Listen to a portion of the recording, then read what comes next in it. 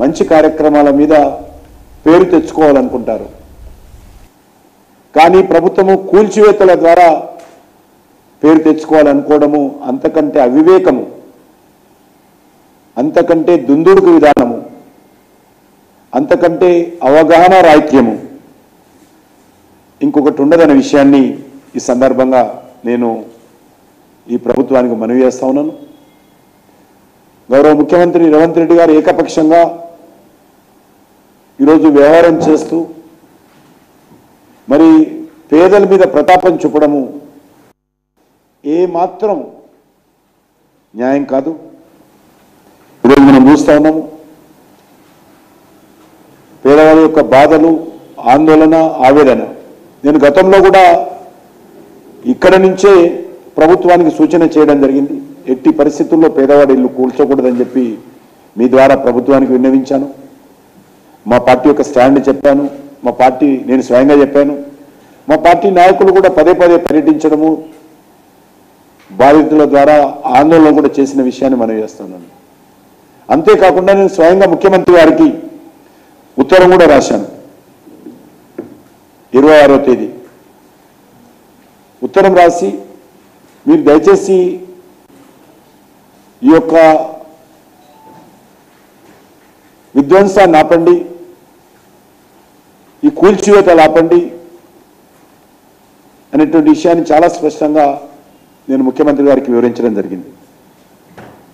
కానీ ఇవేవి ప్రజల ఆందోళనను కానీ ప్రజల మనోవేదనను కానీ పరిగణలోకి తీసుకోకుండా ముఖ్యమంత్రి గారు ఈ రకంగా వ్యవహరించడం ఏమాత్రం న్యాయం కాదు. ఈరోజు నేను మనవి చేస్తా ఉన్నాను,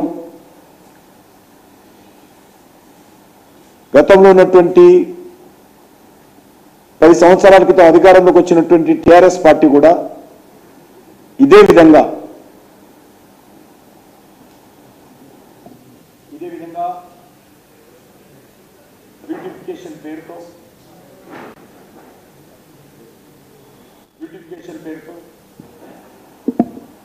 బ్యూటిఫికేషన్ పేరుతో కేసీఆర్ టీఆర్ఎస్ ప్రభుత్వం కూడా కార్పొరేషన్ ఏర్పాటు చేయడం జరిగింది. దానికి పెద్దలు గౌరవనీయులు ప్రేమ్ సింగ్ రాథోడ్ గారిని ఆ రోజు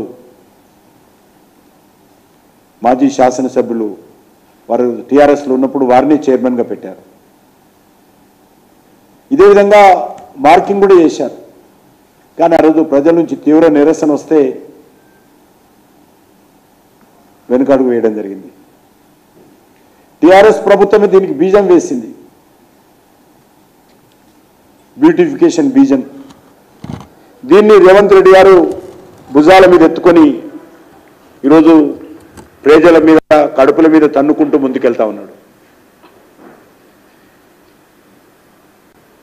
ఏ రకమైనటువంటి ప్రణాళిక లేకుండా, ఏ రకమైనటువంటి ఆలోచన లేకుండా అక్రమ కట్టడాల పేరు మీద 50,000 కోట్లు పెడితే హైదరాబాద్ బాగుపడదు.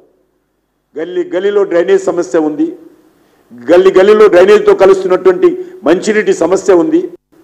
దానిపైన దృష్టి పెట్టండి. అంతా మీకు ఇంకా డబ్బులుంటే మూసి సుందరీకరణ చేయండి, భారతీయ జనతా పార్టీ సమర్థిస్తుంది.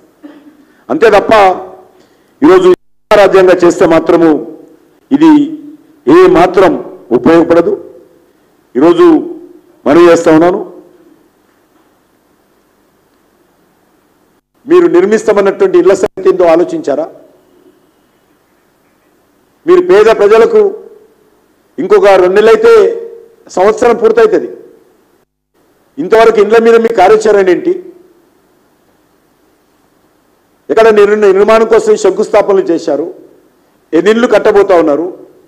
మీరు ఇచ్చినటువంటి 400 హామీలు ఏమైపోయినాయి? మీరు ఇచ్చినటువంటి 6 గ్యారంటీలు ఎంతవరకు వచ్చాయి? దాని మీద ఆలోచన చేశారు అడుగుతా ఉన్నారు. దాని మీద దృష్టి మళ్లించేటువంటి ప్రయత్నము సక్సెస్ఫుల్గా గతంలో టీఆర్ఎస్ ప్రభుత్వం కూడా ఇదే విధంగా వ్యవహరించింది. ఈరోజు టీఆర్ఎస్ దారిలోనే కాంగ్రెస్ పార్టీ వ్యవహరిస్తూ ఉంది. ఈ రెండు దొందే దోపిడీ పార్టీలే, దొంగల పార్టీలే రెండు. గతంలో మల్లన్న చెరువు పేరు మీద ఆయన అక్కడ గ్రామాలన్నీ లేపేసి కనీసం నష్టపరిహారం ఇవ్వకుండా ఇష్టారాజ్యంగా వివరించారు. దగ్గరలో ఒక రేటు, దూరం ఉన్న ఒక రేటు.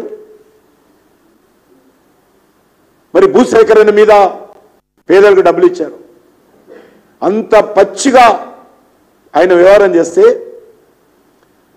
ఆయన కంటే మేము తక్కువ తిన్నాం అనే విధంగా ఈరోజు రేవంత్ రెడ్డి గారు వివరిస్తా ఉన్నారు. అందుకే మనవి చేస్తా ఉన్నాను, ఈరోజు చెప్తా ఉన్నాను,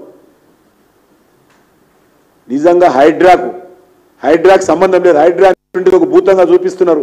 హైడ్రా అంటే రేవంత్ రెడ్డి అంటేనే హైడ్రాకు సంబంధించినటువంటి రంగనాథ్ ఒక అధికారి, అదేదో భూతం ఎక్కడి నుంచి రాలా, రేవంత్ రెడ్డి మెదడులో వచ్చినటువంటి ఆలోచనకు ఒక సంస్థ హైడ్రా. ఈరోజు హైడ్రాను విమర్శించడం కాదు, హైడ్రాను పుట్టించినటువంటి రేవంత్ రెడ్డి దీనికి బాధ్యుడు. ఈరోజు అడుగుతా ఉన్నాను, నిజంగా హైడ్రా చేయాల్సిన పనులు అనేక చెరువుల్లో బడాబాబులు,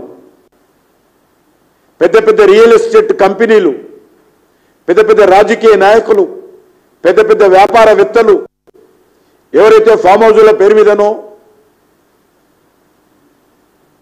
ఎస్టేట్ల పేరు మీదనో నిర్మాణాలు జరుపుకున్నారో హైడ్రా ప్రతాపం అక్కడ చూపాలి, పేద ప్రజల మీద కాదు. ఈ రేవంత్ రెడ్డి ప్రభుత్వము దమ్ము ధైర్యం ఉంటే వాళ్ళని కూల్చండి. ఎందుకు ఫాతిమా కాలేజీ సమయం ఇచ్చారు అడుగుతా ఉన్నాను.